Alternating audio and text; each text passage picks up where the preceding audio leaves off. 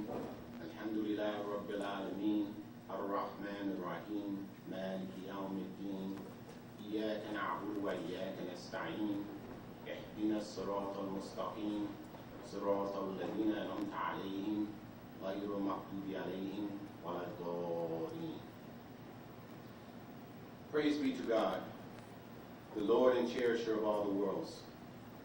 We witness that He is one, the creator of all the worlds, the heaven and the earth. And we witness that Muhammad, to whom the Quran was revealed over 1,400 years ago, is the seal of the prophets. Dear listeners, we're going to talk about the whole issue of the development of the modern West in some sense in terms of the relationship of secular and religious ideas, and also the separation of politics from religion and religion from politics, and religion from, or religious values from, the intellectual life of man as well.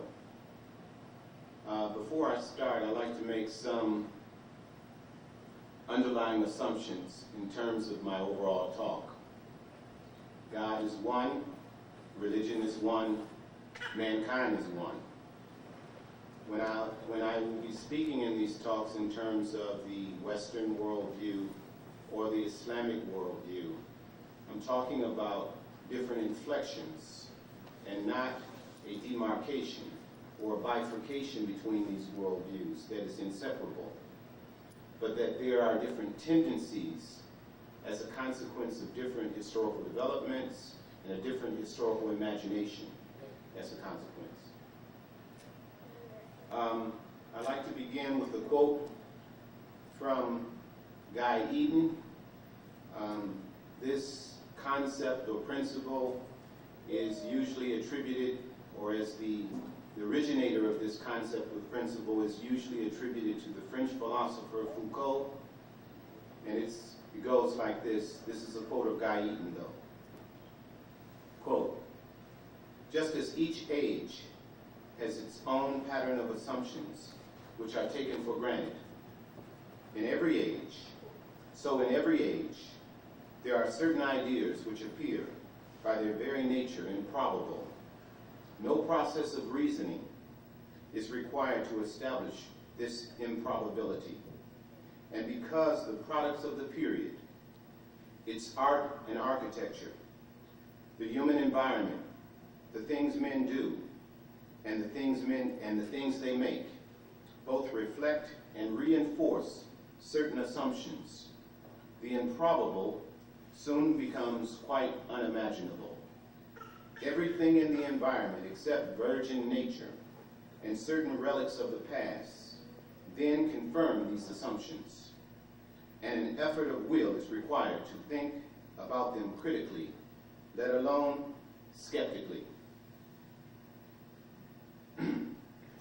It is impossible to speak of any aspect of modernity without reference to the modern West because of the Western intellectual and institutional hegemony of the modern world. We can see this in modern economic systems, whether it's the World Bank or the IMF or the United Nations. All of these modern institutions, whether it's the social sciences or the humanities, they are a product. They come out of the womb of Western civilization, and they bear the stamp of Western civilization. This is undeniable. The lingua franca in the world today, the dominant language that prevails throughout the world today, is English. That is a fact that is undeniable. There's a big step, however, from the recognition of Western dominance in the modern world to assume the premise that this civilization is universal and all communities and civilizations are destined because of an unstoppable evolutionary process to assume dominant Western characteristics. One of the most dominant features of the modern West, or the modern Western worldview, is secularism. And I know there's some intellectual or some academic contention in terms of the role of secularism or what secularism is. I'm using it as a very loose term. And I will define secularism as the goal to marginalize religious values in the social, intellectual, and political life of mankind.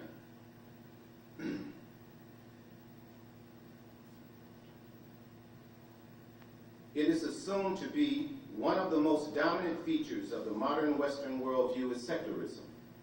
It is assumed to be universal in character and modern. What is more, most intellectuals in the West, including prominent Western Orientalists, believe that secularism must be an accepted component of not only a Muslim modernity, but any modernity. W.M. Watt points out in his chapter, Towards the Future, that, quote, although the emerging world culture will be dominated by secular aspects of the Western intellectual outlook, it still remains open for the adherents of the world religions to complement this by something of their own religious culture. The secular Western outlook is a framework within which they have to operate. But within that framework, there is an opportunity for them to express their own experience of life, unquote. This not only reflects a pervasive position within the West, but has influenced areas outside the West as well. Embedded in the description of this emerging world culture is a definition of religion that is Western in origin and marginal as opposed to central as to its role in constructing any future modernity. It also assumes that the existing cultures and communities, quote, have to operate, unquote, within the analytical framework of Western thought. The assumed unstoppable evolutionary progression toward a Western secular modernity should be seriously questioned.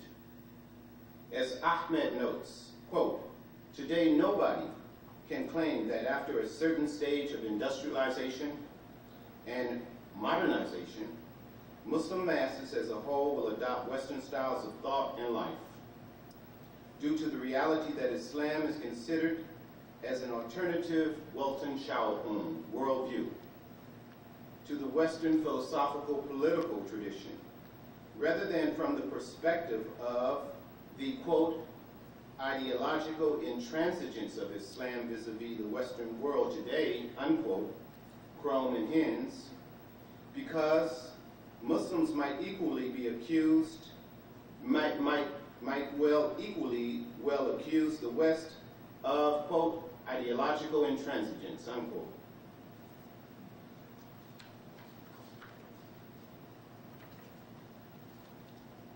This sense of Islam as an alternative worldview is a perspective which assumes a theoretical position where Islam plays a central and foundational role for an Islamic modernity. It also recognizes the comprehensive nature of Islam as a religious system, as opposed to other religious systems that could live with a marginalized role in social and political life. Our frame of reference has a great deal to do with the way we perceive the world, the culture to which we belong, the language we speak, the histories we participate in, and how others perceive us. We interact with the world in which we live with basic assumptions, which are both asserted and assumed and never asserted. Those assumptions are part of a larger worldview to which we adhere, whether we are cognizant of it or not. One of the cardinal assumptions of the modern Western thought, is, quote, to quote Hans Kung, God does not exist, unquote. One writer defines as a distinguishing aspect of modernity, quote, a loss of faith in transcendence, unquote. Secularism has been and still is an important feature of the modern Western worldview and its concomitant systems of modern thought.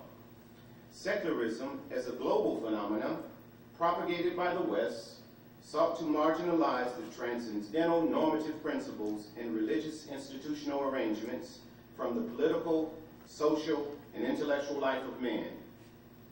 There was an explicit effort to create a cadre of intellectuals who embraced and propagated this worldview.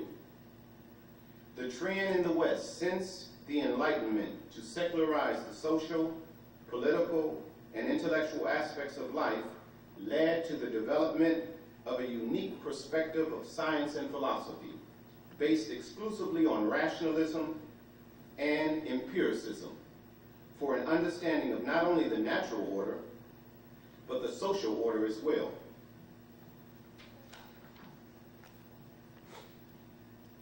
Tarnas, in his chapter on the foundation of the modern world, notes how the West arrived at this intellectual point of departure.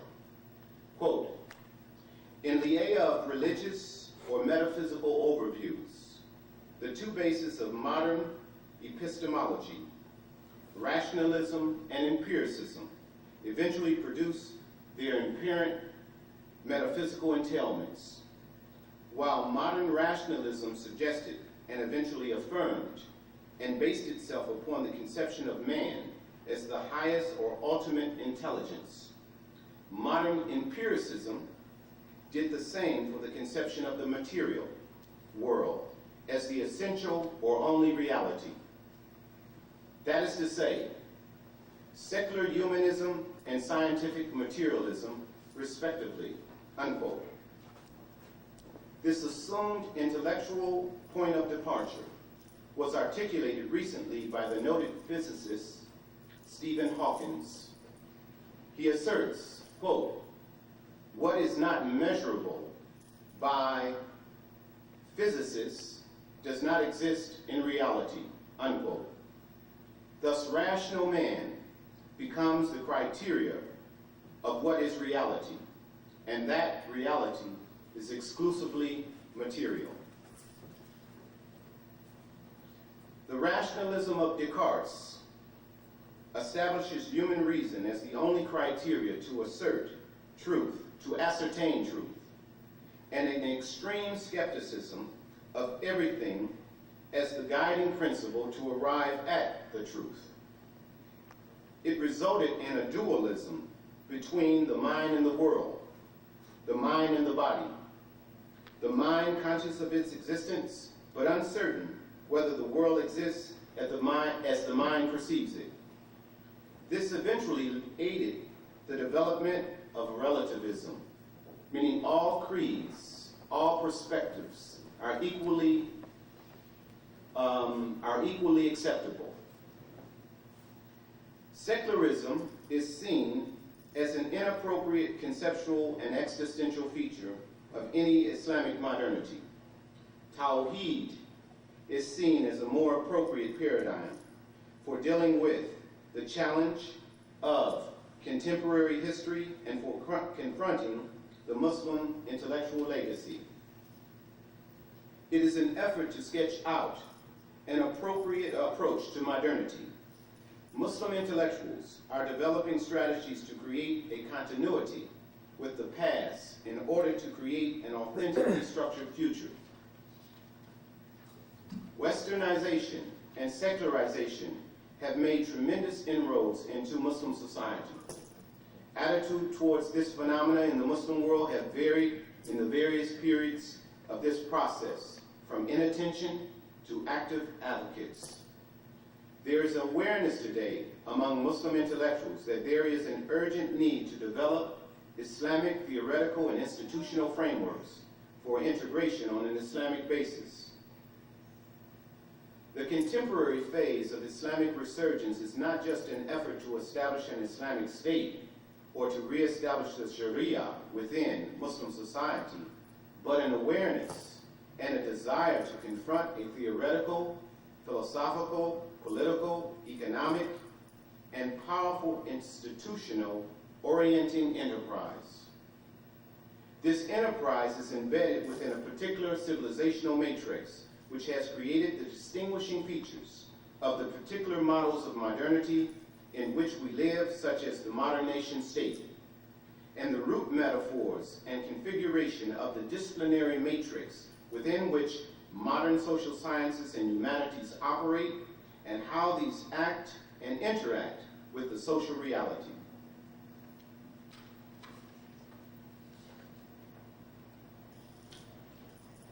Western claims, for example, of an objective, value-free social science and its resulting theoretical and intellectual lack of coherence and integration as a system of thought has come under attack in the West itself.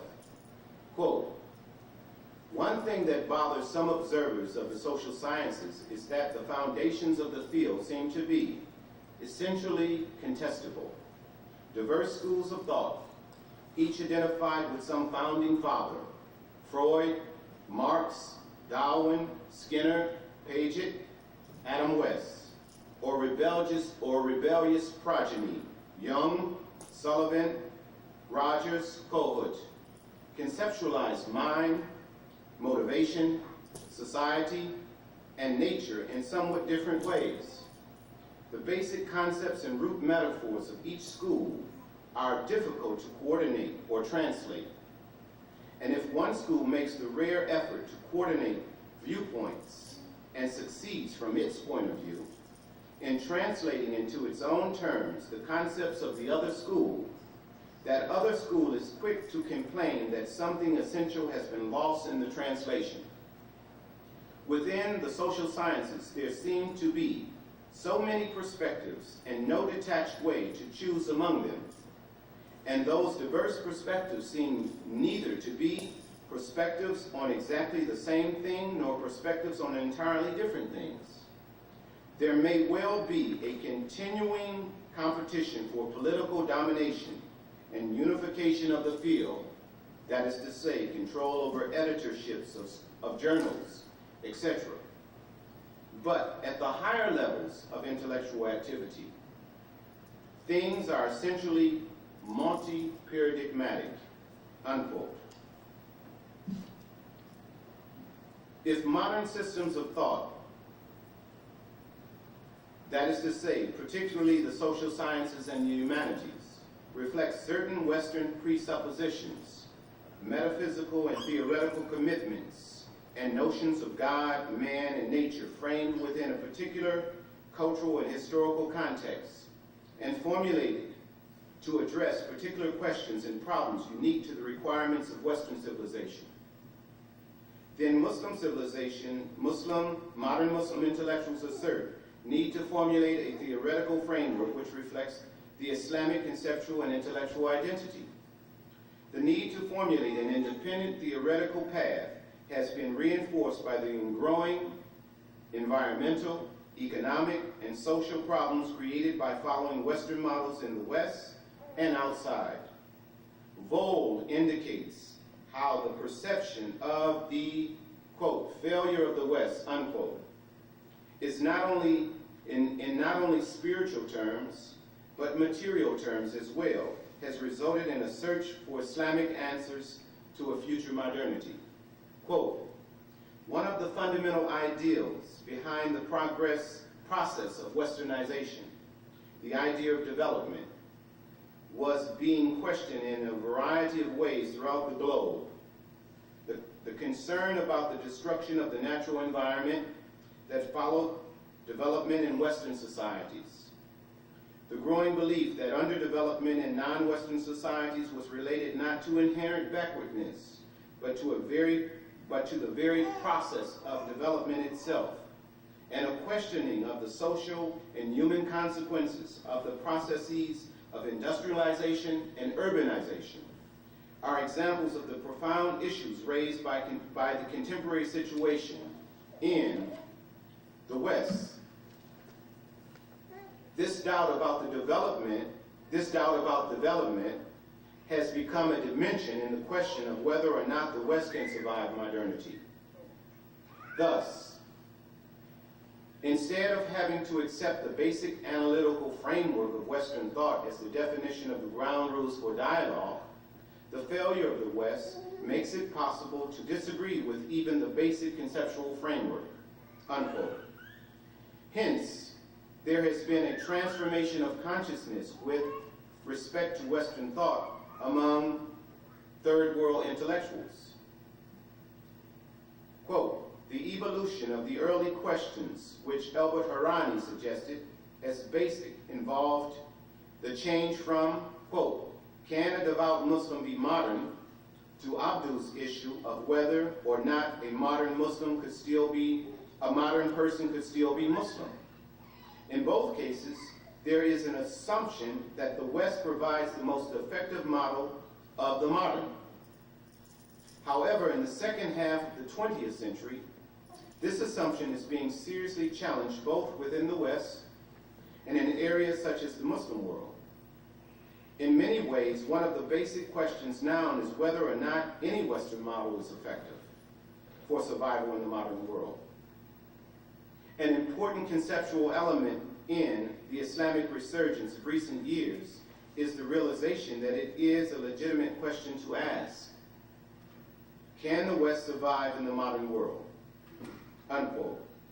This critical perception of Western civilization and its concomitant systems of thought has resulted in a transformation of consciousness among a number of intellectuals.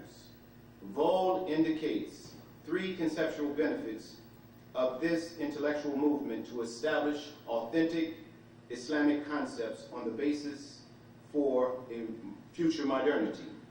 First, quote, it makes it possible to define basic ideals and solutions in ways that may not coincide with Western solutions, but which are more appropriate and authentically indigenous, unquote. Second, this conceptual framework liberates Muslim intellectual discourse. Quote, it makes it possible to judge the progress toward these goals by standards other than those set by Western ethnocentric observers, unquote.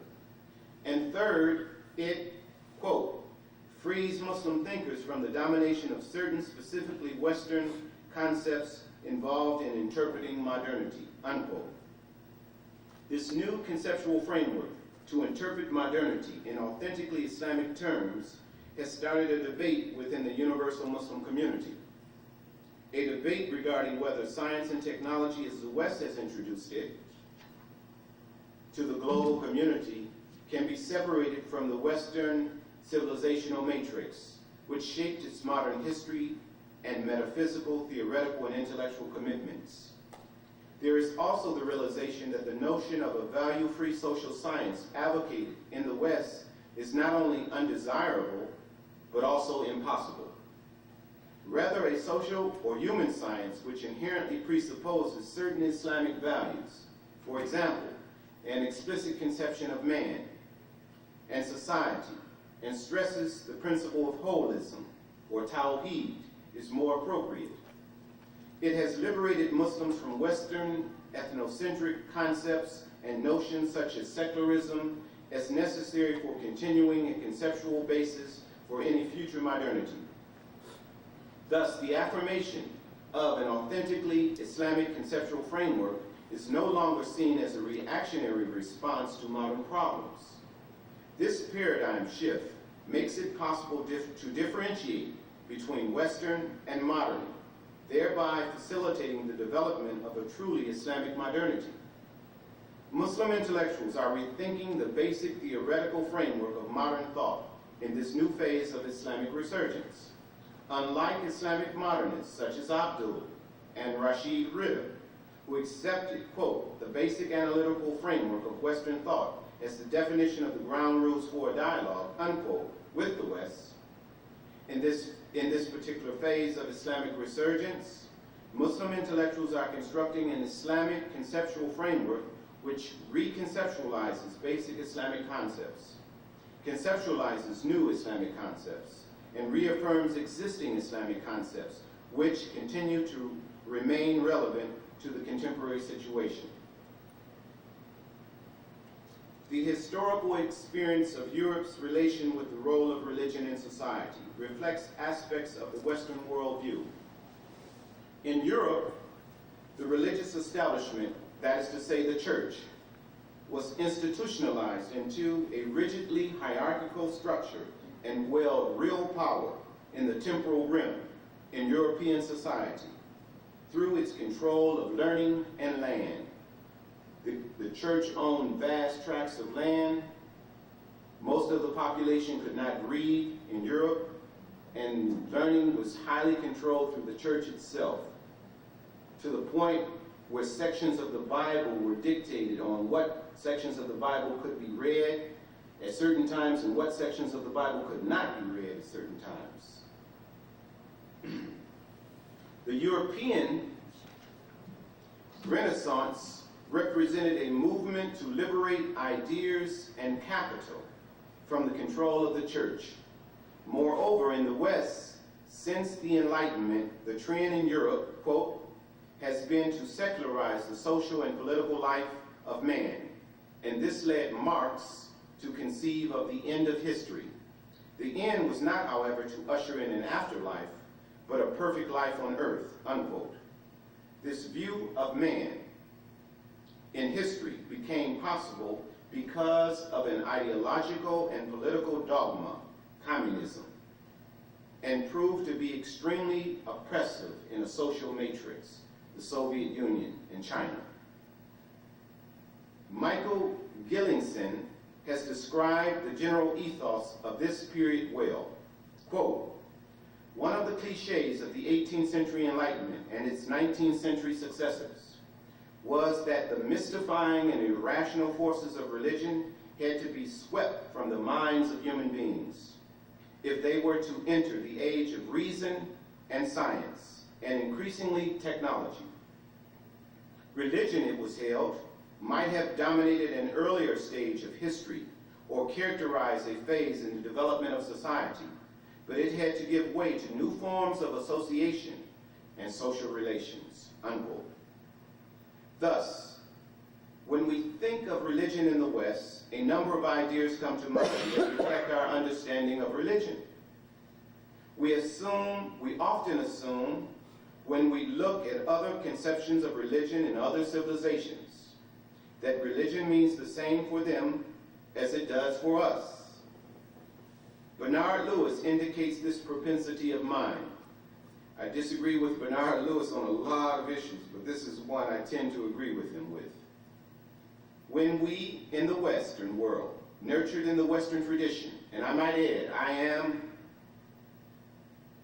am in the Western world, and I have been nurtured in the Western tradition.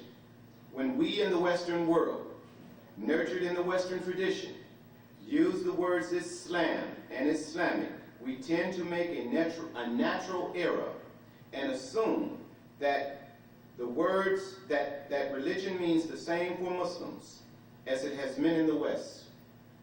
This is to say a section or compartment of life reserved for certain matters, and separable, or at least separable from other compartments of life designed to hold other matters.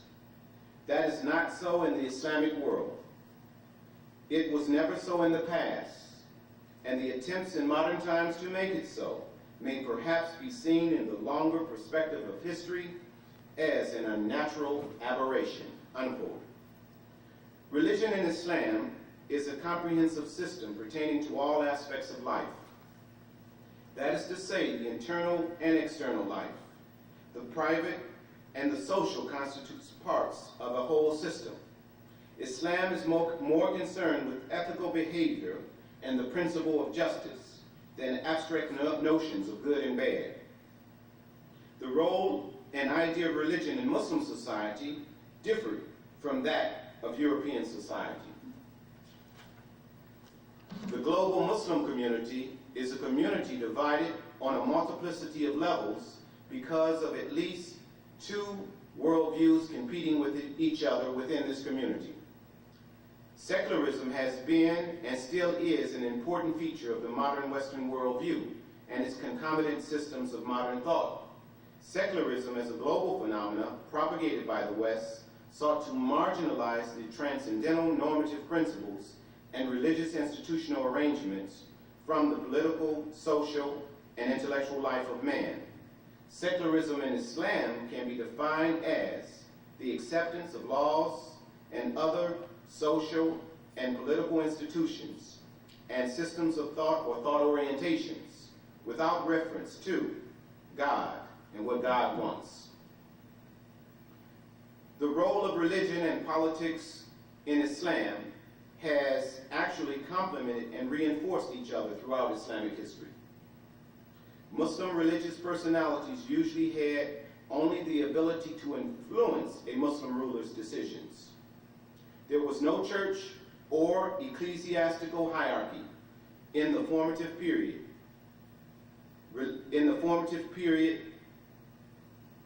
There was no church or ecclesiastical hierarchy in the formative period. Religious personalities would emerge as authorities as a consequence of the respect accorded them as a result of the intelligence and learning they exhibited in a particular society. Thus, religious personalities would attract students who in turn would propagate their teachings, and this would cause their reputation to spread. In religious matters, Islamic law played the central role.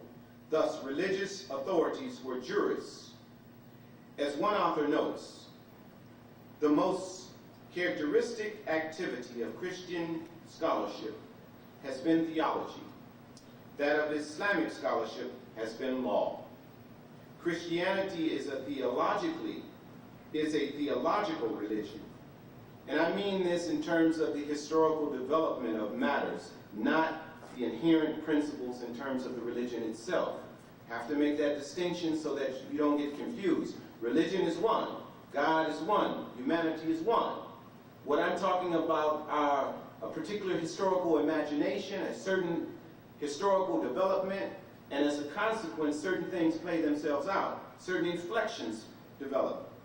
Christianity is a theological religion, deeply concerned with the right articles of faith to hold. Islam is primarily an ethical religion, deeply concerned with the right thing to do. It sees civilization itself as depending upon the right way to live, unquote. Eventually, Muslim governments established a system of religious schools to produce jurists for an expanding empire, resulting in semi-organized groups of religious authorities following one of the four schools of Islamic law in the Muslim world. These authorities still did not represent a formal institutionalized group of people who could determine religious issues for the Muslim community. The idea of consensus, custom, and convention played that role in the Muslim community, and Islamic law and historical circumstances provided procedures and precedents for Muslim rulers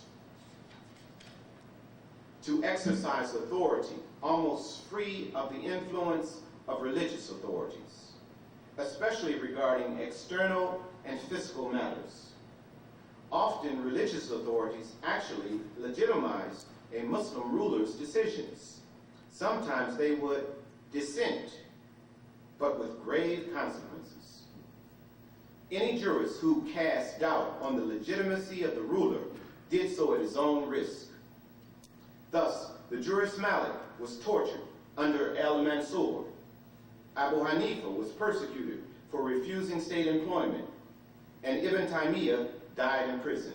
These were all religious authorities in Islamic histories at different phases of its development. Prominent religious authorities. It was the prince who wield the real power in the temporal realm throughout Islamic history, and never the religious authorities. There were certain limits laid down in Islamic law that no Muslim ruler could violate openly, and there were times jurists could hold Muslim rulers responsible as well. It was a delicate balance of power. Today, the so-called fundamentalists are actually lay Muslims who see the religious authorities employed by the state, say in Egypt or Algeria, for instance, as legitimizers of state power and not as representatives of a religious hierarchy or even as the conscience of the community who must or even ought to be obeyed. This very weakness of the absence of an organized system of religious authority is a strength in itself because it's almost impossible to marginalize religion to the periphery of Muslim society. The 19th century reform movement, a divided society. The Islamic reform movement in the later half of the 19th century failed to really develop a viable program to reform the traditional religious institutions, especially education, to meet the new challenges confronting the Muslim world from Europe. And the fear and intransigence among the conservative elements within the traditional system who resisted any attempts to reform the system, even in the face of clear military defeats. One episode in Ottoman history should demonstrate this point. The Ottoman Empire ruled most of the Muslim world from about the 14th century till about up until the World War I. It grew in power and then it declined in power, and eventually the Europeans came in after World War I and colonized all of these lands. After a devastating defeat to Russia, in which the Ottoman naval fleet in the Mediterranean was destroyed, and Russia captured the Ottoman territories of Romania and Crimea on the Black Sea. This defeat demonstrated the technological edge Europe had gained, and military reforms were imperative if the empire was to survive. Selim III, 1788 through 1807, called for a council to study the matter and give their recommendation. A number of reports were issued by the council studying the matter. There are three positions that emerged from the group. Unquote. A, the traditional military institutions and orders should be restored to their original forms. Let's go back to the past, in other words. B, modern methods should be introduced under the pretext of restoring them to their original forms in order to avoid entanglement with the Sharia, meaning the traditional elements. Let's put on the facade as if something is happening, that we're going to create a new Islamic institution, but in fact we're going to just adopt the Western model and institute it and shove it down your throat. C, the traditional institutions and methods are beyond remedy and therefore should be abolished altogether. We see that in the establishment of Ataturk in modern Turkey. Unquote. The first represents the intransigence of the conservatives. The second are advocates of reform with no program of reform. And the third would eventually become the dominant view. This group, however, was content to imitate the West without creating anything themselves. In other words, in the words of a Tanzimat statesman, quote, "There is no means to save the Ottoman state save by imitating the West," unquote. This view was representative of most officials of the period throughout the Muslim world. Thus, their secularization and westernization programs eventually severed the balance of power within the system and opened the system to further exploitation by European powers. Namik Kemal points this out, quote, "The Tanzimat brought the Sharia into disrepute and disfigured the civilization of the West. It thus put the destinies of the Muslims at the mercy of two unreliable powers, a government unchecked by Sharia and foreign powers unlimited in their claims to interfere under the guise of westernizing Muslims. In this way, the Tanzimat paved the way for tyranny at home and for imperialist exploitation. His prediction came true at home under the reign of the Ottoman Sultan Abdul Hamid, 1876 to 1909, and the subsequent actions of the West proved his other prediction, unquote. The inability of reformers, however, to face the problem head-on and undertake a genuine theoretical reformation, not reformation, and revival before European economic and political pressures had reached a critical point, left the door open for secularization. This resulted in a duplicitous policy of reform and the eventual bifurcation of Muslim society, separated along modern secular and traditional religious lines. The establishment of new secular schools produced a new intelligentsia of high state officials, civil servants, Western-trained lawyers and teachers who began to replace the power and prestige formerly held by traditional groups. Secular state schools and traditional religious ones existed side by side as they do today. The Ottoman Caliph Sultan used to delegate authority to the offices of the Grand Vizier and the Sheikh al-Islam to execute his commands. Now these responsibilities were divided among a group of ministers. A new system of administrative organization for the bureaucracy with impersonal civil servants was established. Eventually, the secular elite elements within the government were dominant, and the new techniques and organizational skills made that government increasingly powerful within its own immediate society.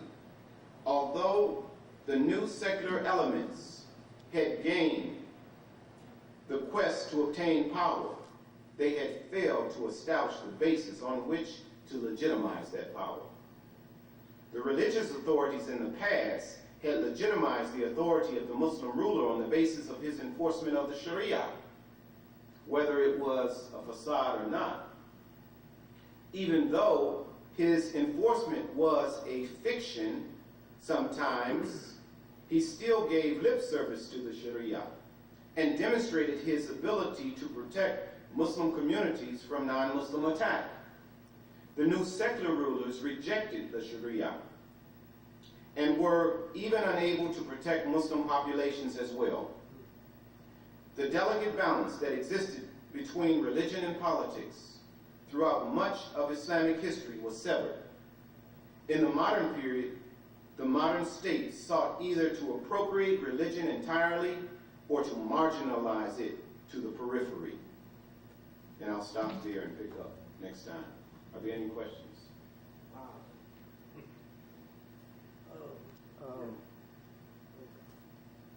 Yes. On the, you're running the relationship of the Christian and the Muslim. Yes. But the Jews don't mix in there at all. How come? Because Jewish society did not really establish itself in terms of the temporal sphere. It was never able to really establish itself until the establishment of the State of Israel.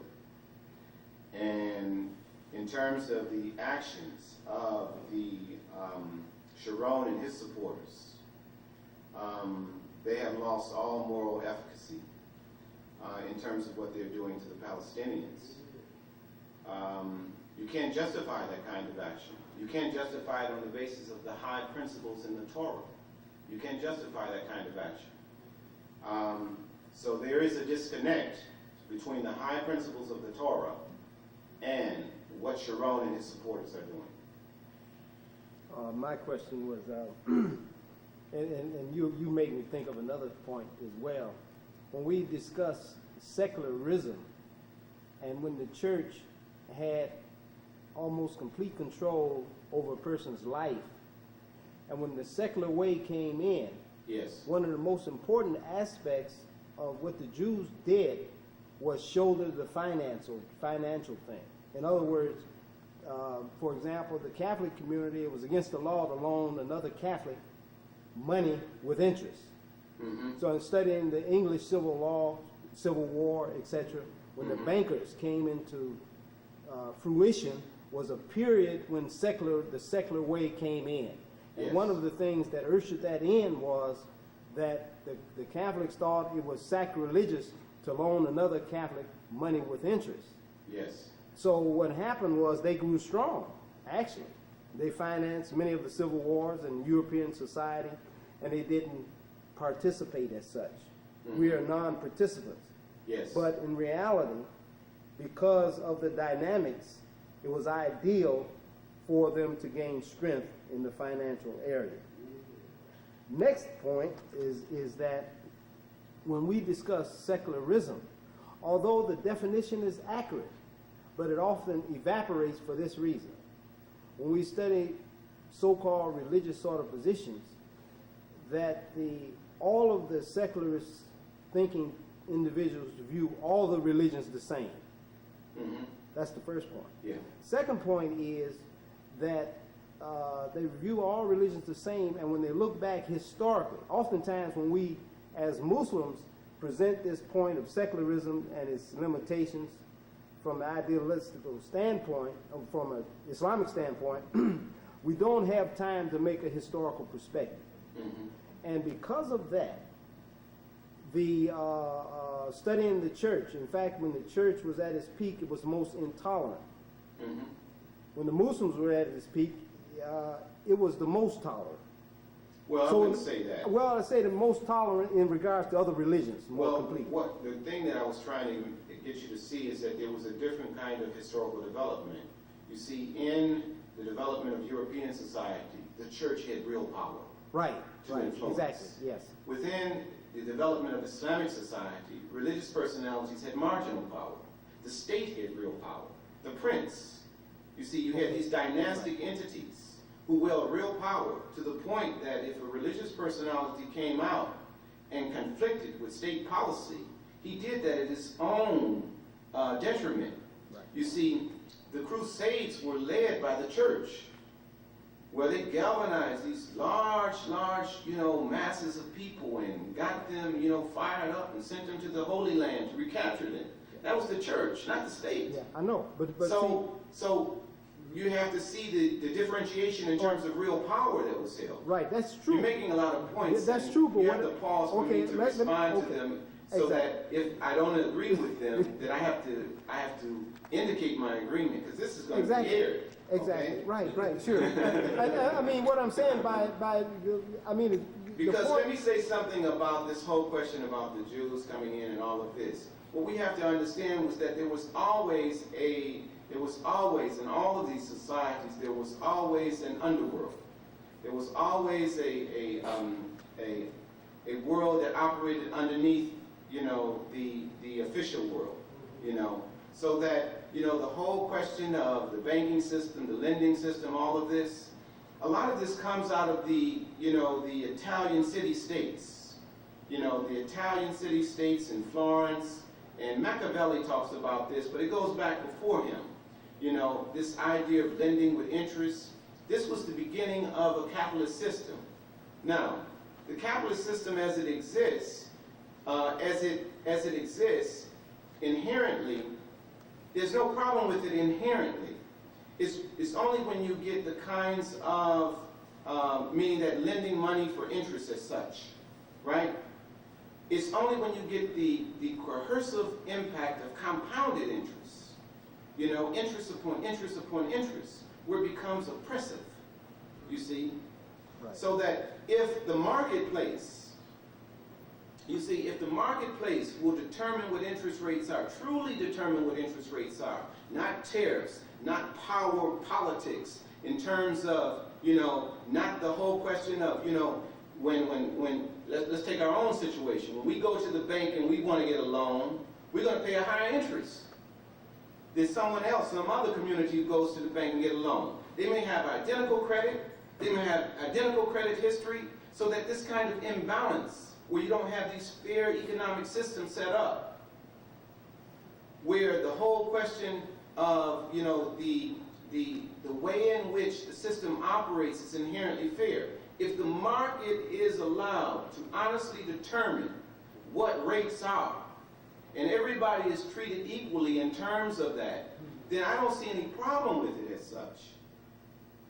Because just like you go and you rent a home, for instance, You go, you rent a home, right? You don't own the home. What are you buying? You're buying space. You're in a sense, it's interest, because what you're buying to rent that space. You don't own the home. You're not buying an interest in the home. You don't have anything. So when you go to the bank and you ask them for money, what, are they supposed to give you money with nothing in return? You see what I'm saying? So that money has a value in and of itself. And there's a time period in terms of that money, right? Right. So there should be some mechanism set up. And we have to say that there, as it exists in terms of the modern world, there is no one has offered an alternative model, really, to replace the existing model that exists in terms of the capitalist model. It's functioning, it's operable, and it can be fair if applied properly. So I just wanted to say something on that point. Okay, let me conclude by saying this. Although the definition when we define secularism and the one you gave is really accurate, but my contention is that this is often lost because when you view history, you view what has happened in the past, most people will go away saying, well, the secular way is the best way. And for this reason, when you look in the scientific community, you study from a historical perspective, you find very radiant examples why the scientists were persecuted. Yes. Why people that were progressive in terms of viewing the creation, really Islamically, like a Khalifa would, Yes. they were persecuted. Yes. And often this is lost when you debate, when a person presents the whole concept of secularism. It's lost because the viewer or the person that's hearing your point are viewing all religions the same. And then they'll look at the Islamic community and see the backwardness, the lack of this, and you know, so they'll go away saying, well, that's good, it makes a good intellectual sort of exchange, but in reality, the secular way is best. But let me comment on this in terms of science and philosophy, though. In some sense, the development of rationalism and empiricism, meaning scientific materialism and rationalism, meaning that man is the measure of all things, man is the highest form of intelligence, God has no role to play in this. In a sense, in terms of science and philosophy, it was a kind of self-fulfilling prophecy. As they began to discover and as they began to examine the material world, it began to substantiate the underlying assumptions that they had regarding these whole notions of man and nature, meaning that nature is material and man is the rational being who can understand nature, irrespective of anything outside of that, meaning that any operating intelligence that operates outside of this. And the discoveries in science were a kind of self-fulfilling prophecy. Now, if we look at what's happening in science today, especially in the field of physics, or cosmology and quantum physics, meaning the study of the very small and the study of the very large in creation. What scientists are beginning to discover now, I mean, they have a notion called cold black matter or cold dark matter. Cold dark matter is something that they can't see, something that they know exists. They know it exists because of the gravitational impact. They can tell that it's there, but they don't know what it is. And they have come to the conclusion that 90% of the material world is this cold dark matter. Now, they have gone from a material conception to an immaterial conception. So, you have the explosion, meaning that it's no longer a self-fulfilling prophecy anymore. So, the whole question, they have to rethink this model. The whole question of the uncertainty principle that Heisenberg indicated. You know, the uncertainty principle says that, you know, the basic principle of it, or the most The basic principle, not the basic principle, but the one that's articulated the most, is the whole question of a wave or a particle. If you measure the weight of the particle, you can't determine how fast it's going, its velocity. And if you record its velocity, then you can't determine its weight, right? And then they came to the conclusion that our observation of these particles affect how they act, our very observation of them, right? So it stands these principles, these philosophical assumptions on their head, because the very small and the very large have led to an understanding, even the whole question of reductionism, that we have to get to the smallest particle, to the smallest particle, to the smallest particle. We're going to break this thing down until we get to the very smallest thing, and then we will have our conclusion. It was the atom. Then it went from the atom to the electron. Then it went from the electron, to the nucleus of the atom, and then there was electrons and what have you. And then they broke that down. They found bosons and leptons and neutrinos and what have you. And then they come to the idea that neutrinos pass through us. They pass through us as a neutrino. They come out as a lepton or a boson, and they don't know what's going on now. Yeah. So they come up with this theory called chaos theory, right? To explain this thing. String theory, that there are four elements in the universe, right? You have the nuclear strong force, the nuclear weak force, gravity, and electromagnetism. That these are the four major forces in nature. And then they have come up with a theory to unify three of them. Gravity is the only one that's stopping them. And so they tried to come up with a theory called string theory to tie all of these things in together. If that's not Tawhid, you tell me what is. Yeah, but yes, true. But when Hawkins talks about singularity, the secularists claim Hawkins and what you mentioned. The secularists claim that. And that's a large percentage of the problem. Now what they're having, there are deals made with the secularist thinking individual and the scientific community. It's business as usual, actually. The secularists claim that. When Hawkins talks about singularity and this and that and in his wheelchair, the secularists claim that pursuit and that whatever. And this problem, we in Islam, and in fact... But when Hawkins is talking about secularity, he's talking about the whole question of black holes. Yes, actually singularity, really, yes. That's where his study really emerged. He's not talking about a grand theory of the universe as such. His research is really limited to black holes. Exactly. And the nature of black holes. And what he's talking about is the whole question of singularity is really reserved to the question of black holes.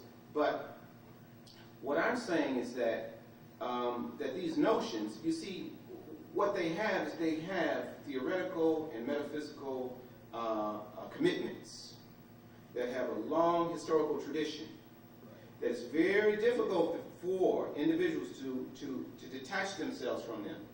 Just like in Muslim society, you have these very, very traditional thinking people who are attached to this long historical tradition that if you put it beside the Quran and the life of the Prophet, they're in stark contrast to one another. They don't even match with one another. But they are so committed historically to the development of these ideas and these concepts and principles that they're locked. They can't rethink